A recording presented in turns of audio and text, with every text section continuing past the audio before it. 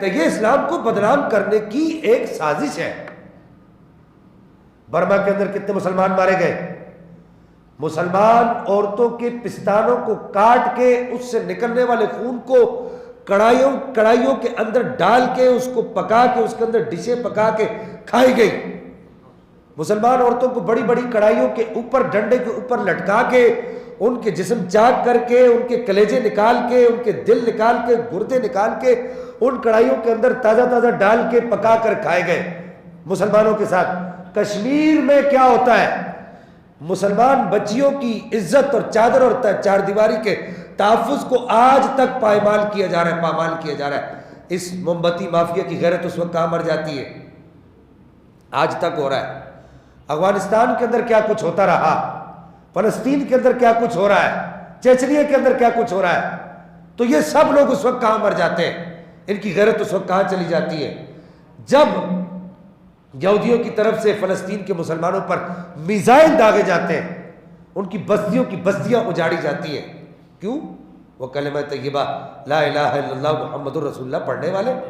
اس وجہ سے ان کی چادر اور چار دیواری کا تحفظ نہیں ہے، ان کی عزت اور ناموس کا تحفظ نہیں ہے، اور پھر اسلام کو بدنام کیا جاتا ہے۔ اسلام ایک دہشت گرد مذہب ہے۔ یہ بخاری شریف کی حدیث مبارکہ ہے جو میں ابھی پڑھنے لگا ہوں۔ حدیث کا نمبر ہے 3166۔ نبی پاک صلی اللہ تعالیٰ علیہ وسلم نے ارشاد فرمایا،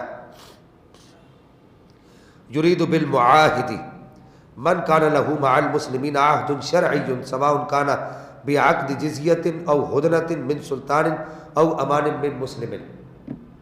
نبی پاک نے فرمایا کہ کوئی غیر مسلم اگر مسلم ریاست کے اندر رہتا ہو، حدیث پڑھ رہا ہوں، غیر مسلم اگر مسلم ریاست کے اندر رہتا ہو،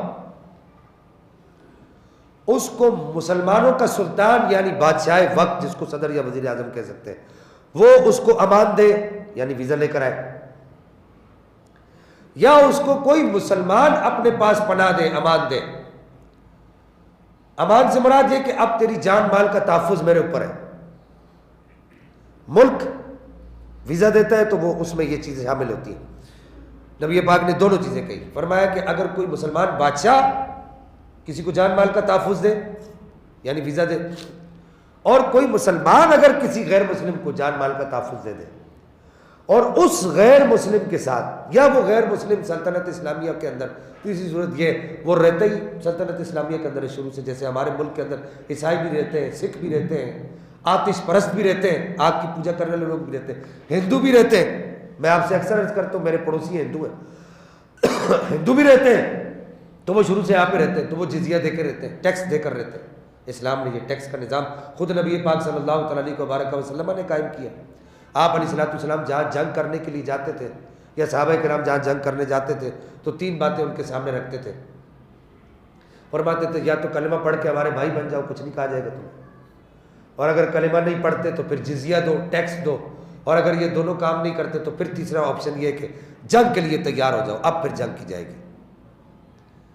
اگر تم ٹیکس دے کر رہتے ہو تو تمہاری جان مال کا تحفظ ہمارے اوپر ہے، تمہاری عبادت گاہوں کو بھی نقصان نہیں پہنچایا جائے گا، تمہارے مندر نہیں گرائے جائیں گے، تمہارے چرچ نہیں گرائے جائیں گے۔ خود نبی پاک صلی اللہ تعالیٰ علیہ وسلم ارشاد فرماتے تھے کہ ہم کوئی تلوار کے زور پر تمہیں کلمہ پڑھانے کے لیے نہیں آئے، لیکن چونکہ تمہارے وجود سے اسلام کو خطرہ ہے،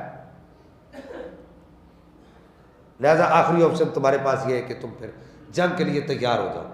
تو نبی پاک صلی اللہ تعالیٰ علیہ وسلم نے ارشاد فرمایا کہ ایسا کوئی غیر مسلم جس کو سلطنت اسلامیہ کی طرف سے امان دی جائے، یا کوئی مسلمان اس کو امان دے دے، یا وہ جزیہ دے کے ٹیکس دے کے سلطنت اسلامیہ کے اندر رہتا ہو، ایسے غیر مسلم کو اگر کوئی مسلمان قتل کر دے، نبی پاک نے فرمایا کہ کل بروز قیامت وہ جنت کی خوشبو بھی نہیں سونگھ سکے گا۔ 40 سال کی مسافت سے جنت کی خوشبو آتی ہے کہ 40 سال کی مسافت پہ دور کھڑا ہو بندہ، اس وقت وہاں سے جنت کی خوشبو آنے لگ جاتی ہے۔ تو نبی پاک علیہ السلام نے ارشاد فرمایا کہ ایسا آدمی جو امان والے کسی غیر مسلم کو قتل کر دے تو وہ غیر مسلم کے قتل کے بدلے میں اس کو جنت کی خوشبو بھی نہیں آئے گی۔ اسی طریقے سے سنن نبی داؤد شریف کے اندر روایت موجود ہے، حدیث کا نمبر 3052 ہے۔ نبی پاک صلی اللہ تعالیٰ علیہ وبارک وسلم نے ارشاد فرمایا الا من ظلم معاہدا او انتقصہ او کلفہ فوق طاقتی او اخذ منہ شیئا بغیر طیب نفسہ فانا حجیجہ یوم القیامہ۔ فرمایا خبردار، اللہ کا لفظ استعمال کیا، فرمایا خبردار کہ اگر کسی غیر مسلم امان لیے ہوئے آدمی کو، اگر کوئی مسلمان اپنے ملک کے اندر کوئی اس سے چیز چھین لے یا اپنی طاقت اس کو دکھائے، اور میں ایسے غیر مسلم کے ساتھ قیامت کے دن میں خود اس کی طرف سے وکیل بن کے کھڑا ہوں گا، میں اس غیر مسلم کا مقدمہ اللہ کی بارگاہ میں لے کر جاؤں گا۔ قیامت کا دن ہوگا، اس مسلمان کا گریبان ہوگا اور میرا ہاتھ ہوگا، اس نے کیوں اس غیر مسلم کو بغیر کسی ضرورت شرعی کے تنگ کیا، میں اللہ کی بارگاہ میں اس کی حجت قائم کروں گا۔